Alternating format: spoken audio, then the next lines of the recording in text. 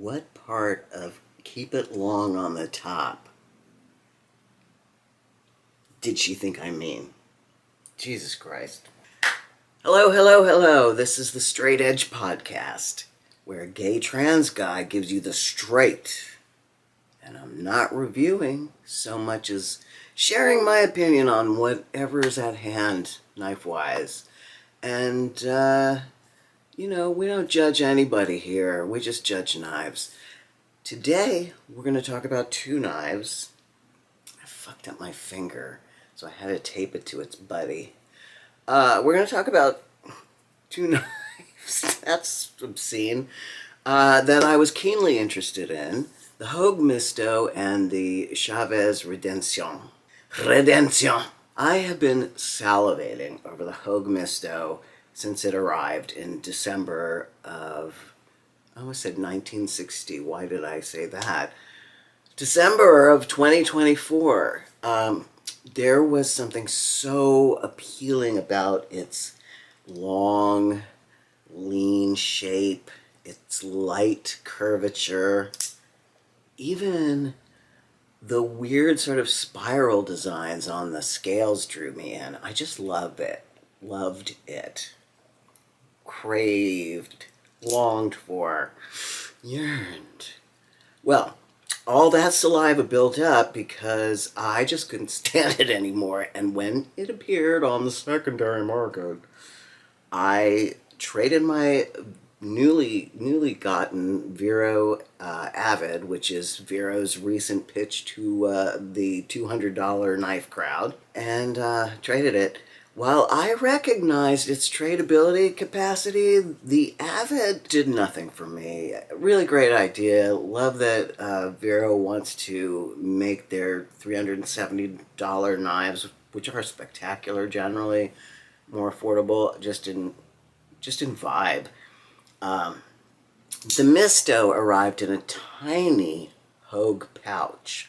Tiny. So small that I was surprised that this knife could fit. But there it was. At first, I was reluctant to use it. Why? Because it's a gentleman's knife and it's Magnacut and it just, I don't know. I just thought it was too nice and fancy to use, so I picked up my other new blade, the Chaves Redencion, in black Micarta and Elmax steel. I love Elmax. This is a brute. This blade is a brutish blade. It has finesse. It's not just a slab, but it is a chunk of steel with a heavy handle. You can see that. It's thick. It's got a lovely double grind, which I enjoy. I love these two different grinds. I find that there is a utility to that that I didn't believe there would be, but it actually works really well to have this sort of double grind. Once I oiled it, it is as slick and as tight as can be, which is what she said. The lockup is solid and it's ready to rumble. Not that I'm going to rumble. I'm, not that guy, but it's ready to rumble. I'm not. Anyway, I digress. The overlarge jimping reminds me of a castle wall. Frenulations. Isn't that what they're called on castle walls?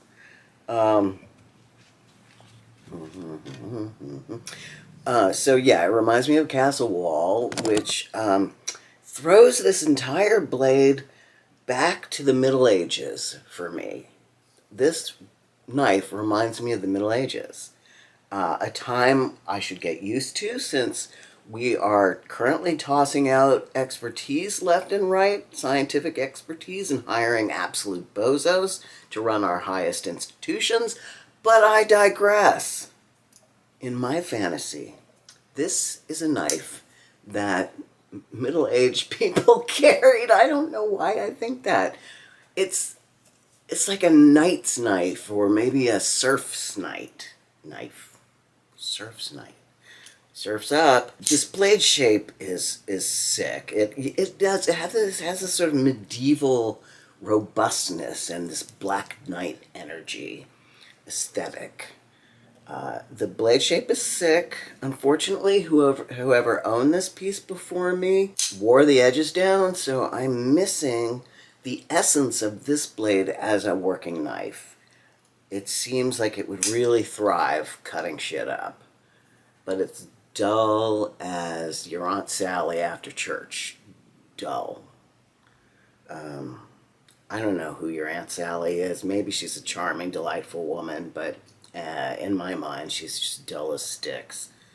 I haven't much to say because I really haven't used it much. TBH. I will get to sharpening it soon, but it is disappointing that it's not sharp out of the box. However, sexy little middle-aged surf or knight's knife. If that's your thing, this is really great. It feels really good in the hand, I must say. It has great ergos. This is a little rough, but otherwise, I think it's going to be a great knife. Speaking of sexy, I just had it. Speaking of sexy, the Hogue Mysto is just delicious.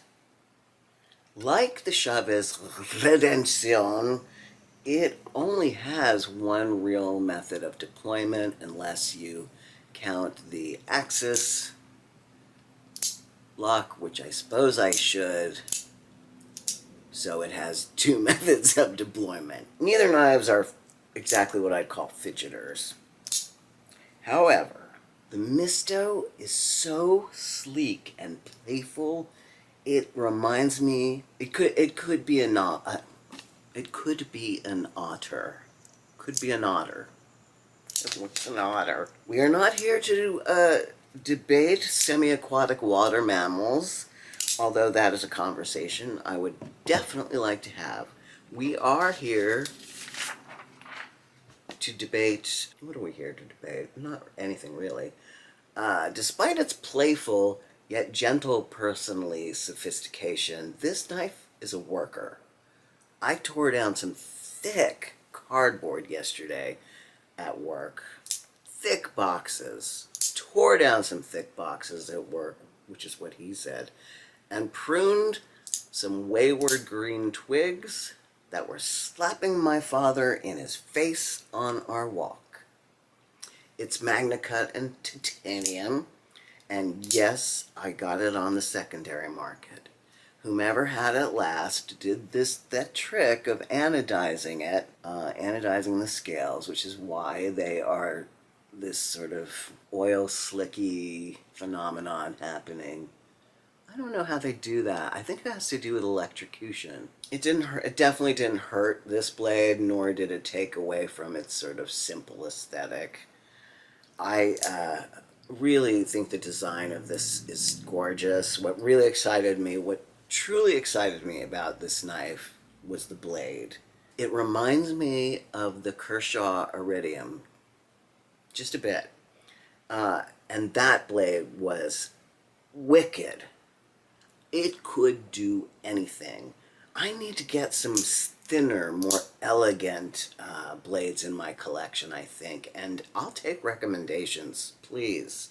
Drop some skinny knives in the comments, and I'll go get me one or two. Finalmente, since we're talking in Spanish today with our Redencion, it's Labor Day week, and I hope you're doing something lovely. I hope there are good sales on knives. I hope my cat stops yelling at me. I'm grateful for all the good stuff. I have a beautiful life, and I wish you many, many happy blades, friends. Love you. Now go forth and do what you do best, which for me is napping. Bye. Straight edge. Straight edge. Straight edge. Yeah.